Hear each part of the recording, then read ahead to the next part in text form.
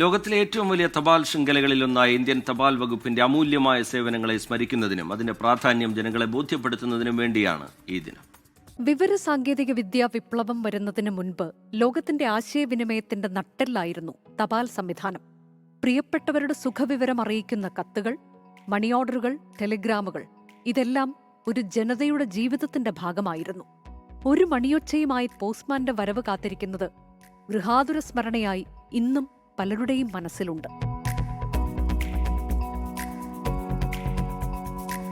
1766 east India കമ്പനിയുടെ കീഴിൽ Warren Hastings ആണ് ഇന്ത്യയിൽ തപാൽ സംവിധാനത്തിന് അടിത്തറ പാകിയത്. 1854 ഡൽഹൌസി പ്രഭുവിന്റെ കാലത്ത് ആധുനിക രീതിയിലുള്ള തപാൽ സംവിധാനത്തിന് ഇന്ത്യയിൽ തുടക്കമായി. സ്വതന്ത്ര ഇന്ത്യയിലെ ആദ്യത്തെ ഔദ്യോഗിക തപാൽ സ്റ്റാമ്പ് പുറത്തിറക്കിയത് 1947 നവംബർ 21-നാണ്. ത്രിവർണ പതാകയും ജയ് ഹിന്ദ് എന്ന വാചകങ്ങളുമാണ് അതിൽ ആലേഖനം ചെയ്തിരുന്നത്. ഇന്ന് ഇന്റർനെറ്റും മൊബൈൽ ഫോണുകളും വ്യാപകമാണെങ്കിലും രാജ്യത്തെ വിദൂര ഗ്രാമങ്ങളിൽ പോലും സാമ്പത്തിക ഇടപാടുകൾക്കും സർക്കാർ സേവനങ്ങൾക്കും വിവിധ പദ്ധതികളുടെ ഗുണഫലങ്ങൾ എത്തിക്കുന്നതിനും ഇന്ത്യൻ തപാൽ വകുപ്പ് നിർണായക പങ്ക് വഹിച്ചുവരികയാണ്.